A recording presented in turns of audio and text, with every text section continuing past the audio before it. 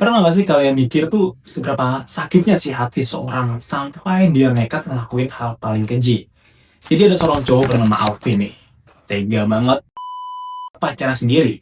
Bukan 3 atau 4 atau 10, tapi sampai 310 potong. Sumpah ini gila banget sih. Cuma gara-gara sakit hati dan masalah ekonomi. Ini kisah nyata yang terjadi di Mojokerto dan bikin geger satu Indonesia.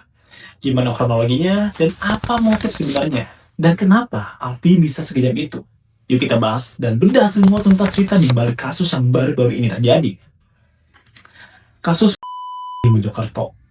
Sebelum masuk ke cerita, kita akan kenal dulu nih sama dua sosok utama dalam kisah ini. Yang pertama, Tiara Angelina Saraswati yang berumur 25 tahun. Tiara adalah sosok yang punya masa depan cerah. Dia lahir di Lamongan, Jawa Timur. Kita nggak dapat banyak info soal keluarganya ya. Tapi yang jelas, dia anak yang cerdas dan ambisius. Tiara menempuh pendidikan di salah satu kampus bergengsi di Madura, yaitu Universitas Trunojoyo Madura atau UTM. Dan mengambil jurusan manajemen di jurusan yang mengarahkan dia ke dunia bisnis dan ekonomi. Setelah lulus, dia bekerja di Surabaya. Menurut polisi, Tiara punya tuntutan gaya hidup yang cukup tinggi nih. Mungkin karena dari latar belakangnya di bidang manajemen. Dia punya ekspektasi yang lebih soal finansialnya. Nah, sekarang kita kenalan sama sosok di balik kejahatan ini nih. Alfi Maulana. Alfi Maulana berumur 24 tahun, lebih muda 1 tahun dari Tiara. Alfi ini berasal dari Aipai, Labuhan Batu, Sumatera Utara. Tapi yang anehnya, warga di sana nggak ada yang kenal dengan dia. Ada yang kemungkinan keluarganya cuma pernah kontrak atau tinggal sebentar di sana. Pas saat pindah, mungkin mereka tidak mengganti alamat di KTP-nya nih. Pendidikan Alfi juga nggak main-main ya. Dia lulusan teknik informatika dari Universitas Trunojoyo Madura, kampus yang sama dengan Tiara. Ini menunjukkan Alfi adalah sosok yang cerdas. Tapi hidupnya nggak semulus yang dibayangkan. Setelah lulus, dia cuma kerja serabutan. Dan terakhir jadi driver ojek online. Kabarnya dia juga pernah jadi tukang jaga hewan di suatu momen. Ini fakta yang sangat mengerikan dan akan kita bahas lagi nanti ya. Alfi dan Tiara pertama kali ketemu di kampus. Saat itu mereka sama-sama mahasiswa di UTM. Dari situ nih, mereka mulai dekat dan akhirnya mereka pacaran. Dilansir Detik Jatim, pada Selasa 9 September 2025, Kapolres Mojokerto AKBP Ihram Pustarto menerangkan, meski berpacaran, Alfi dan Tiara tinggal bersama seperti pasangan suami istri nih di sebuah kos di Jalan Raya Lidah Wetan, Kelurahan Lidah Wetan, Lakar Santri, Surabaya. Jadi keduanya nih belum nikah secara resmi nih, maupun siri, alias cuma pacaran aja. Di mata tangga, Alfi dan Tiara ini sering banget ribut nih. Sering kedengaran suara cekcok dari kamar mereka. Permasalahannya menurut polisi itu aja terus. Masalah uang dan gaya hidup itu menjadi masalah utamanya. Nah, Tiara ini dengan ekspektasi gaya hidupnya jadi sering banget dia menuntut Alfi. Sementara Alfi dengan penghasilan sebagai ojol nggak bisa memenuhi tuntutan itu. Karena kesabaran Alfi nggak bisa ditahan terus, akhir puncaknya nih. Pada momen Alfi pada saat pulang dari narik ojol, pas mau masuk ke kos tiba-tiba dikunci oleh Tiara dari dalam. Tiara marah dari pintu sambil teriak dengan bahasa kasar loh pokoknya. Tapi sebenarnya nih, ini udah sering banget terjadi sebelum-sebelumnya. Setelah dikunci kurang lebih 1 jam, akhirnya Tiara membuka pintu nih. Dan disinilah aksi Alfi dimulai. Pada minggu dini hari, tanggal 31 Agustus 2025, Alfi yang udah gak tahan sama kelakuan Tiara, akhirnya Alfi mengambil pisau dapur terus mengendap ke arah Tiara dari belakang.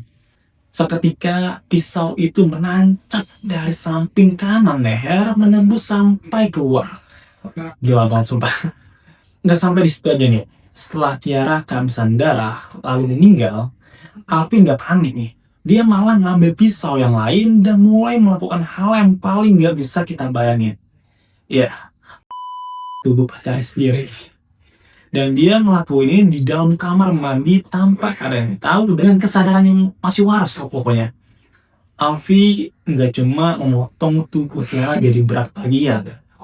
Dia memotongnya sampai menjadi ratusan. Bahkan menurut polisi sampai 310 potongan kecil-kecil. Tujuannya biar nggak ada yang curiga dan biar gampang dibuang. Potongan-potongan tubuh ini lalu disembunyikan. Bahkan beberapa ada yang disimpan di bawah lemari. Dan sebagian besar lagi dibuang ke semak-semak di Jalan Raya Pacet Sangir, Mojokerto. Kasus ini mulai terungkap nih pada Sabtu 6 September 2025 ketika seorang warga Mojokerto bernama Suliswanto lagi nyari rumput buat pakan ternak. Dia kaget banget nih karena nemuin potongan-potongan tubuh manusia di semak-semak. Suliswanto yang gak pikir panjang langsung menelpon polisi. Setelah polisi datang ke lokasi, langsung menemukan sekitar 70 potongan tubuh dari situ. Mereka pakai teknologi canggih MAMBIS. Kalau kalian nggak tahu MAMBIS itu, jadi biasanya alat itu merupakan peralatan canggih yang digunakan untuk mengetahui identitas seseorang dengan cepat. Hanya dengan menempelkan jari, kemudian akan muncul data identitas sesuai dengan yang tercantum dalam KTP elektronik. Nah, ketika dicek pakai alat canggih itu, ternyata hasilnya cocok banget nih dengan Tiara. Langsung lah, polisi langsung bergerak cepat ke kosannya Alfi. Di sanalah mereka menggerebek dan menemukan sisa-sisa potongan tubuh Tiara di bawah lemari. Alfi ngaku kalau motifnya cuma satu, sakit hati dan tertekan karena tuntutan ekonomi. Yang paling bikin merinding, kenapa sih dia berpikiran untuk dan terlihat nggak panik? Karena Alfi sebelumnya pernah nih bekerja sebagai tukang jaga hewan atau tukang daging yang suka potong menjadi beberapa bagian. Jadi secara mental Alfi ini udah kayak biasa banget nih lihat darah ataupun potong daging segar. Sampai sekarang masih ada nih beberapa potongan tubuh yang hilang. Seperti pergelangan kaki kanan dan telapak tangan kiri. Otopsi DNA juga terus masih berjalan. Kasus ini jadi pengingat nih buat kita semua. Komunikasi yang buruk dan tuntutan yang enggak realistis bisa berujung pada hal yang sangat fatal. Ini juga jadi pelajaran kalau masalah ekonomi dan tuntutan yang gaya hidup bisa jadi pemicu yang sangat berbahaya dalam sebuah hubungan. Jadi gimana nih buat lo? Kasus ini benar-benar bikin kita mikir kan? Seberapa bahaya kalau sakit hati dan dendam terus dipendam? Kalau kalian mendapatkan fakta yang menarik dari video ini, coba diskusi di bawah ya. Ya semoga aja ini juga menjadi pelajaran buat kita akan terus waspada.